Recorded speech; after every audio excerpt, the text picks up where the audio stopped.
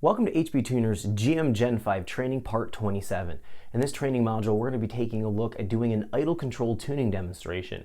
We're going to go through what you're going to have to adjust and what you need to look for when you're trying to dial your idle in, whether your torque model is not right at idle or if you have a big camshaft installed. We're also going to be taking a look at some log data from a Camaro with a big cam and what I went to correct in the calibration file to fix the idle and get the torque model back in line. We're gonna have a lot to cover. Let's jump in so we can check this out.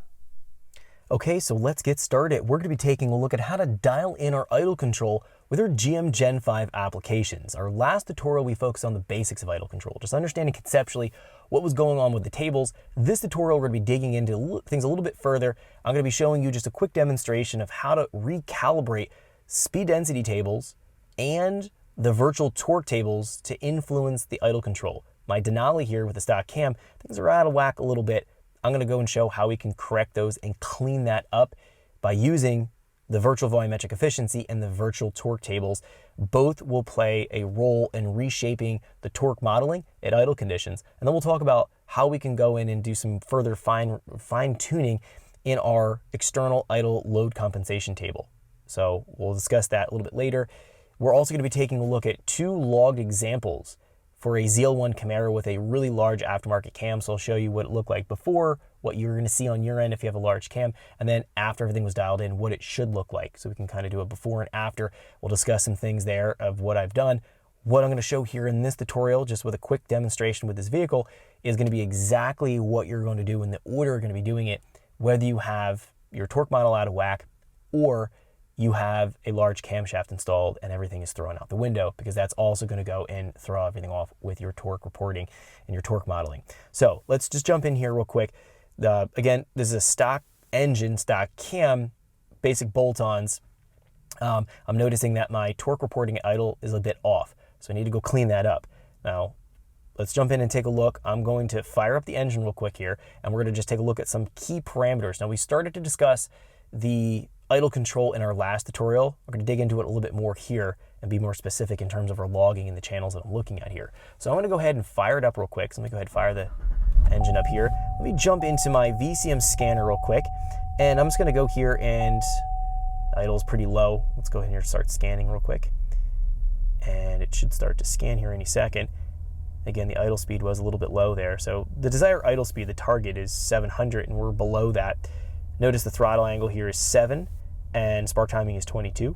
So we're finding that the idle control is active. We can see right here predicted engine torque and immediate engine torque. Predicted is throttle angle control, moving the drive-by-wire throttle body movement, and the immediate engine torque is our spark timing, how that's feeding back, either advancing or retarding the spark timing. We can see the spark timing is pretty dynamic. It's moving around here a bit. Now, some things that we want to pay attention to is our engine torque. Engine torque showing about 40 pound-feet of torque. This is inaccurate. We should be more about 20 pound-feet of torque. Now, torque is going to be a function of spark timing as well as airflow.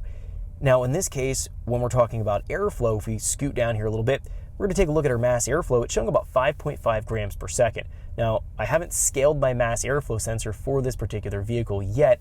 It is running a stock air box, so there's no need to touch the mass airflow calibration curve. We'll have future tutorials talking about all this, so don't panic as I'm just bringing up these topics.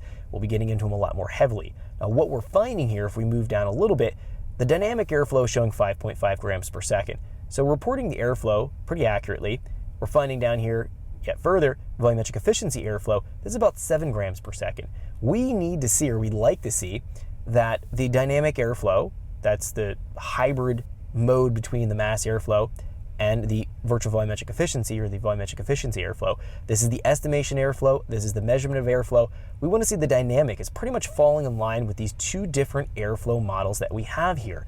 Now, in steady state conditions such as idle, part throttle cruising, or even wide open throttle, where we have relatively steady airflow moving through the engine, the mass airflow sensor can model the air mass pretty accurately. We have a transient condition, or a rapid throttle movement, or large airflow changes. We'll find then that the volumetric efficiency airflow is more weighted on heavily.